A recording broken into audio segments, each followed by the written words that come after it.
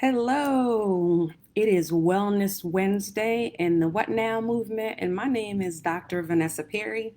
And today I've got 7 tips for you on how to be well. So, like I said, it's Wellness Wednesday. My name is Dr. Venessa Perry, and here are my 7 tips for you on how to be well. So, the first thing is start your day on a positive note. So, whether it's starting your day with prayer, it's starting your day with meditation, you want to do something so that you wake up and you're feeling good and you're setting the tone for your day. So, prayer and meditation is what I like to say. And that's how I start out my day every day, pretty much. The second thing that I want you to do is to visualize your day. I'm very big on visualization. So the thing about visualization, it really sets the tone for your day. So you want to make sure that you are visualizing the day that you want. So for example, if you want to have a productive day, if you want to have a happy day, if you want certain things to occur in your day, start with visualizing it. So usually when I get up in the morning and I want to start my day with visualization, I'll think about the things that I want to accomplish, and I'll think about, just how I want to feel during the day. And so usually I want to feel happy, I want to feel good. And so that's how I visualize my day. And I have this whole process. But if you don't have a process, you actually can use this app that I like. And this is not a promo for the app. I'm not getting paid for this or anything. But I really like this app called Insight. And Insight has a ton of meditations. It has a ton of guided exercises. It has a ton of visualization exercises for you to begin to visualize your day. So I'm really big on visualization. The third thing that I want you to do to be well each and every day is start your day out with exercise. So move your body. This is key. So a lot of people, we're home, we're watching our kids, we're working from home, we're not getting out like we typically would get out. And so we're not moving as much because literally we're sitting at our desk or we're sitting at a table wherever we're working, and we're just sitting there all day long. So get up and move. So I want you to get out. I want you to make sure that you're getting some exercise, and that you are moving for at least 20 to 30 minutes each day. So that's key. And then the fourth thing that I want you to do is to get outside. So I know it's hot. I'm in the Northeast, and so it's not as humid as it is in the DMV, but take the opportunity to get outside in nature, get outside to walk, get outside just to sit in the park. I'm a huge fan of careening with nature. It really centers me. It really makes me feel good. When I'm sitting in the grass, if I'm sitting under a tree, there's something to be said for being out in nature, being in the atmosphere, looking at the sky. It is soothing. It is helpful. It is one of those things that can help you go from, not feeling good to feeling much better. So the idea of being outside and careening in nature is critical. So get outside. I know a lot of people don't like going outside because they're like, there are bugs outside and, it's too hot. We'll try to go out in the morning or try to go out in the evening when it's a little bit cooler, but spend some time, walking around. And I would suggest that you not walk or you not be outside with music, with your earplugs in, with your earbuds in, but really listen to what's happening outside. Listen to the birds, listen to the wind, listen to just the environment, and let that soothe your heart, your mind, your spirit. So it's really critical to get outside, and I'm a big proponent of being outside. So If you got a beach near you, do that. But I do believe in getting out each and every day. So, in addition to the moving that I just told you to do for 20 or 30 minutes, I want you to make sure that you're actually getting outside and you're spending out some time outside in the environment, in the elements, enjoying yourself, enjoying the elements, just taking time to clear your mind. So, I think that's critical as well. My fifth tip for Wellness Wednesday, and this is going fast. So I'm supposed to be on here to talk for 20 minutes. I don't know how that's going to happen. But my fifth tip is eating well. So a lot of people don't necessarily eat well. So they eat, but they don't eat to live, they live to eat. So we have a lot of obesity, particularly in the black community and the brown communities. We have a lot of chronic diseases. We've got a lot of diabetes, we've got a lot of high blood pressure and congestive heart failure and cardiovascular disease, heart disease. And the reason why is really because we're not eating well at the end of the day. And so, a lot of people talk about, oh, well, I'm exercising, but I'm not losing any weight, or, well, I can eat whatever I want because I exercise. And the reality is that it really is about 90% diet and 10% exercise.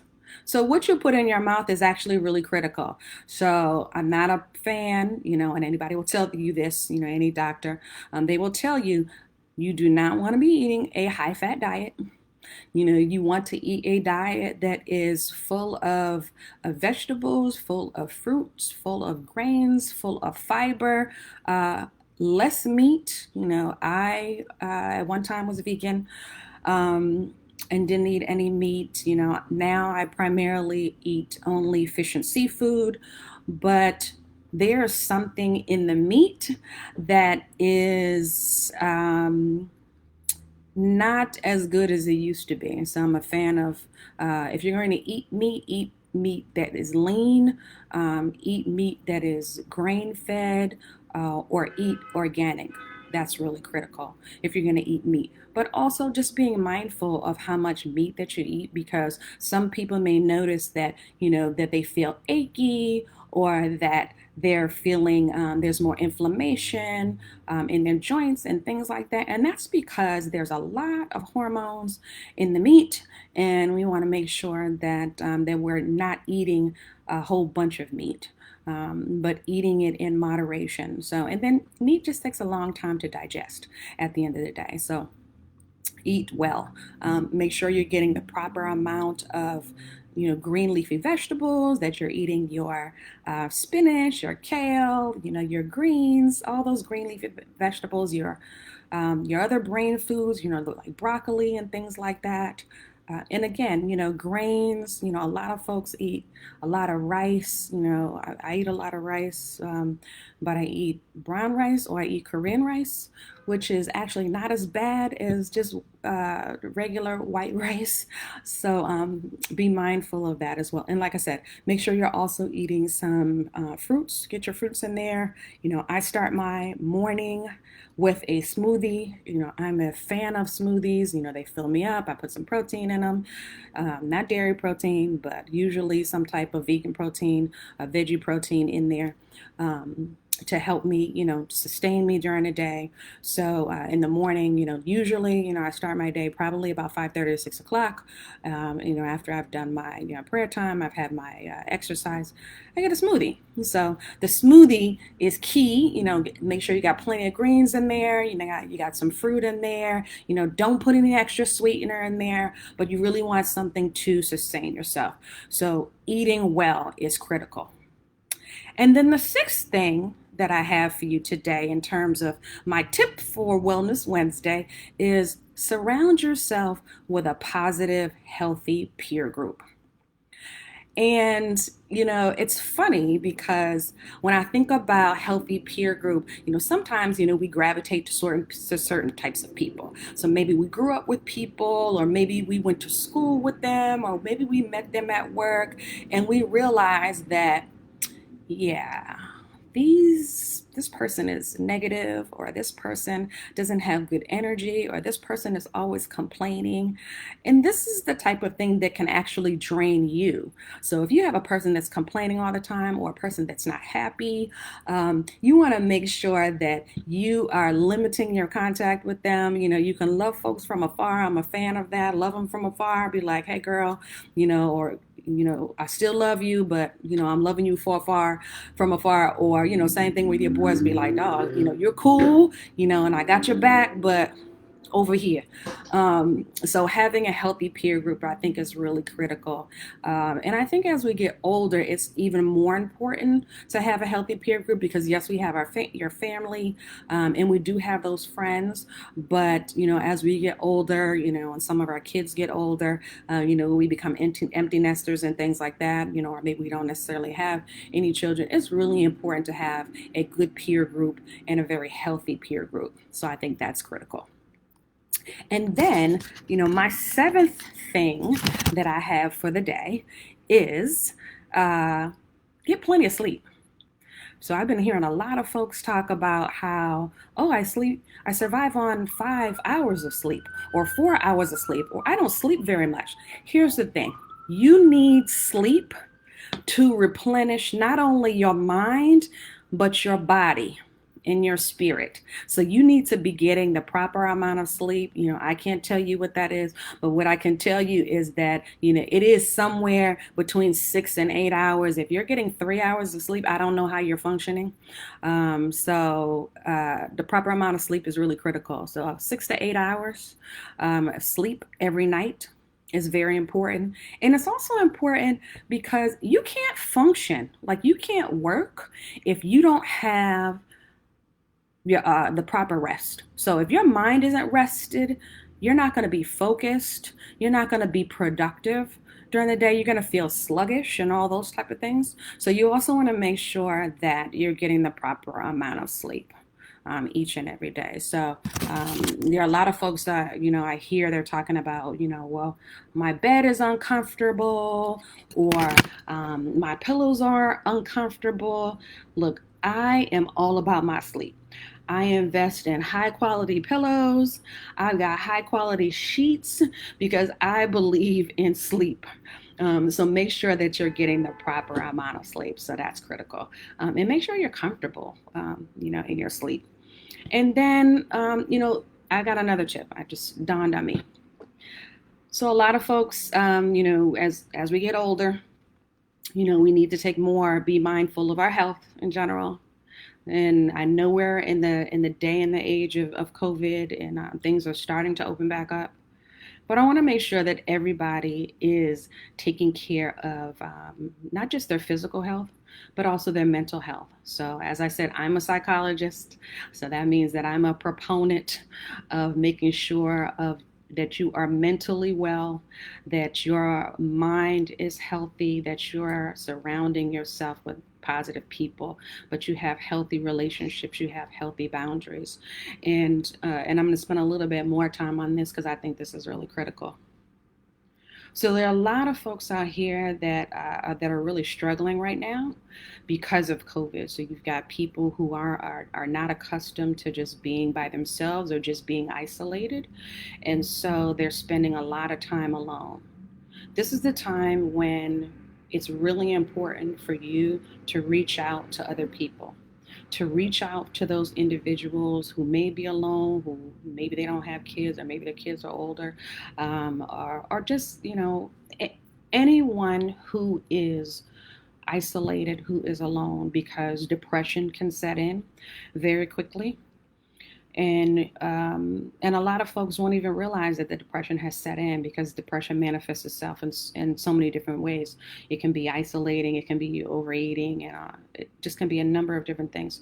But I want to make sure that we're checking in on our friends. Check in on your strong friends. Check on your family during this time, because this is a time of uncertainty. And it is really important that we are just mentally well at the end of the day. And I am a proponent of getting help. Don't be afraid to get a help. if you need it. If you need somebody to talk to, there are therapists out there, there are counselors, there are social workers, there are folks to help you. So, you don't have to do it alone. So I want to make sure that I put that out there. You definitely don't have to do it alone.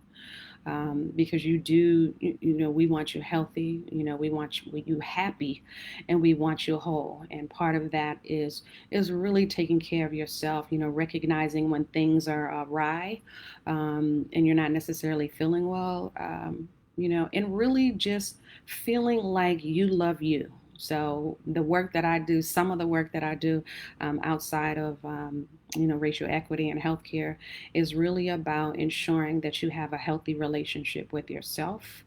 Because ultimately, if you don't have a healthy relationship with yourself, you cannot have a healthy relationship with anyone else. So I have a lot of folks that are in my relationship practice who, they want to be in relationships, they want to be married, and whatnot. And I find a lot of times that these folks are not happy with themselves. And so, these are the things that I work with them on. So, self-love is really key. You want to make sure that you are healthy, happy, and whole, and that you are loving you, because before you are able to love anybody else, you have to love you. So that's my other big thing: mental wellness and being healthy, happy, and whole. Not being afraid to reach out to folks if you need it, to get therapists, get a therapist, get a coach, whatever it is that you might need, because I think that's really critical.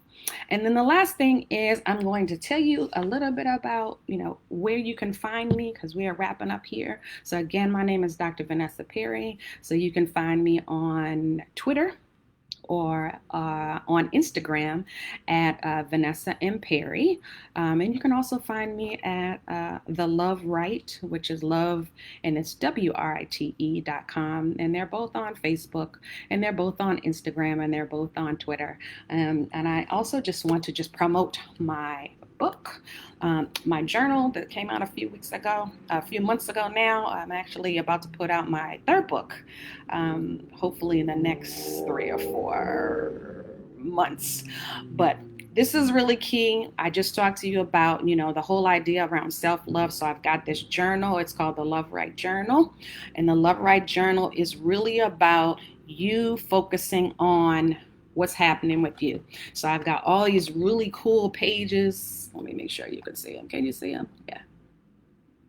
So with all these little exercises for you to go through the morning and the night. And it's really about affirming yourself, who you are and whose you are at the end of the day. So I want to promote this. You can find this on Amazon. It's on Amazon.com. It's the Love Right Self-Love Journal. There it is. Okay. So you can see it.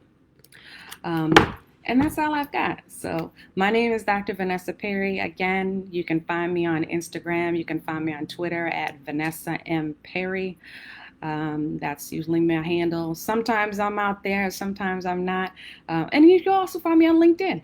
So I'm on LinkedIn as well, where I'm actually way more active than I have been previously. So, because we've been doing a lot of work these days in diversity and inclusion, and stuff is blowing up as it relates to Black Lives Matter, Black Lives Matter. So I've got a lot of folks that want to do that work. So check me out on LinkedIn as well. I'm always writing there. Oh, and you can find me on Medium too. So that's where I write. So that's all I got for Wellness Wednesday. Again, my name is Dr. Venessa Perry, and thank you for the opportunity to be a part of the What Now movement. Have a great day.